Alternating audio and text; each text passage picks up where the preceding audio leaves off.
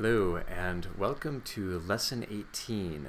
We're going to be talking about commitment today. So, we're going to begin by reading a fairly popular, pretty inspirational passage.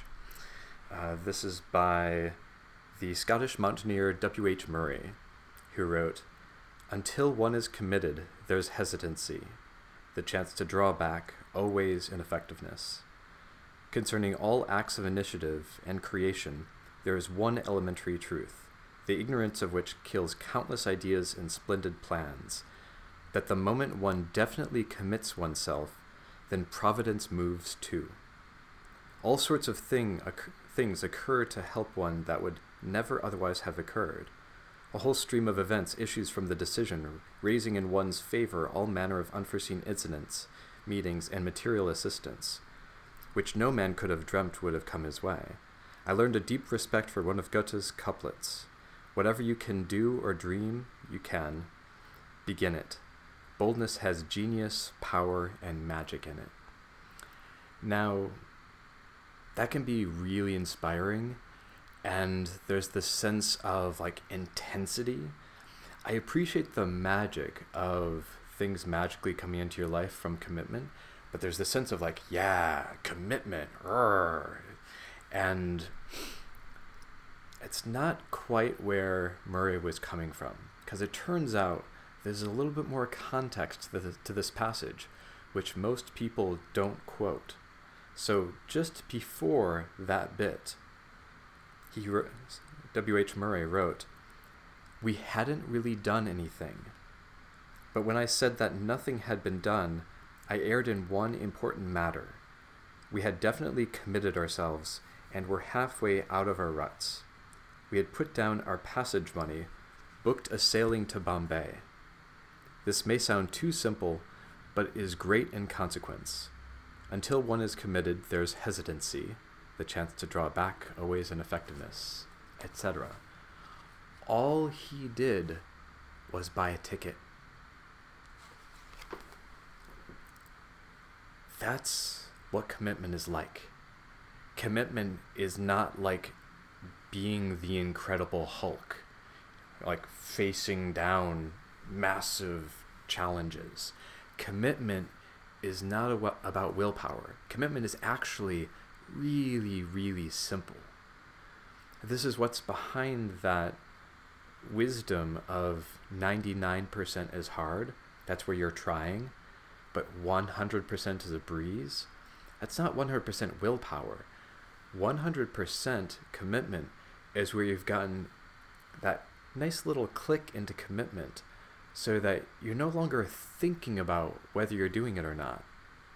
There's no thinking about your goal or about your project. You actually find yourself just doing it. Truly being all in is effortless, and it's also sort of mindless. You can tell which things you're committed to by which things you're taking action on. For example, we actually live most of our lives in a state of 100% commitment. We just don't usually think of it that way. When you're brushing your teeth, you're 100% committed to brushing your teeth. When you're drinking a glass of water, you're 100% committed to drinking that glass of water. It's just some of those things that we seem to have a lot of extra thinking about, a lot of thinking about the past or about the future about.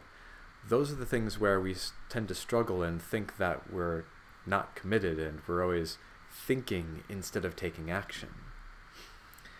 So, first of all, acknowledge that commitment is actually simplicity. Commitment is action. And now another slice about commitment.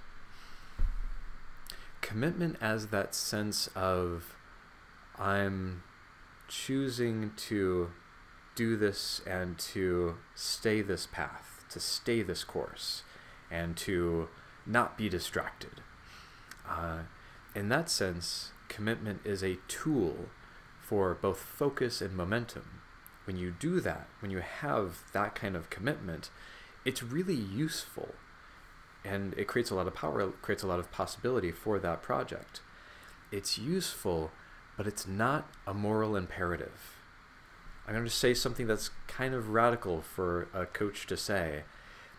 It's okay to change your mind. Because sometimes you will end up committed to something and then you learn something new, or for example, it might not be working, or new information comes your way, or new opportunities come your way, and then it's time to adjust. So it's important to include some mindfulness within your commitments. And it's okay to change your mind, especially if there's new information. One way I've heard this described is run to the edge of the cliff and stop on a dime.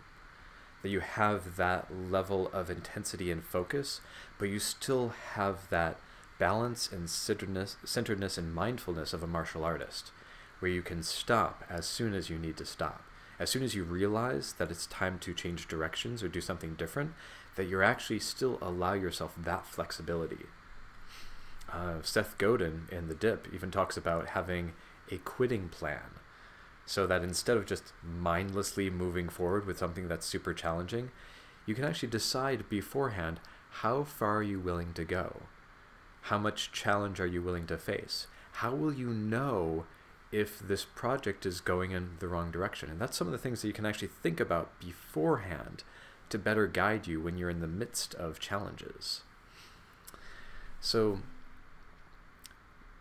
here's an insight in order to help clear up this world of setting and following through on commitments. Set your commitments when you're at a high level of consciousness. Basically, when you're tapped into your best, highest self, that's a good time to make commitments. That's a good time to make decisions. That's a good time to set direction for yourself. When you're in a lower level of consciousness, when you're just sort of daily grumbling, going through it, or if you're triggered or annoyed, or if it's really difficult, that's actually a time to just follow instructions.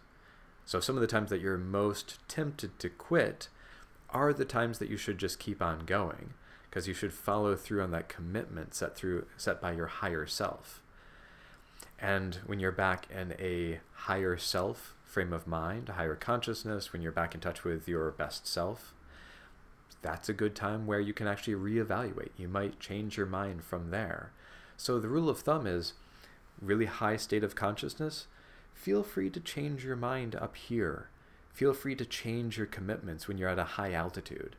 But when you're in it, and especially those times that you're kind of annoyed at those commitments and those times that you just don't want to do it, listen to the instructions laid down by your higher self when you're down there.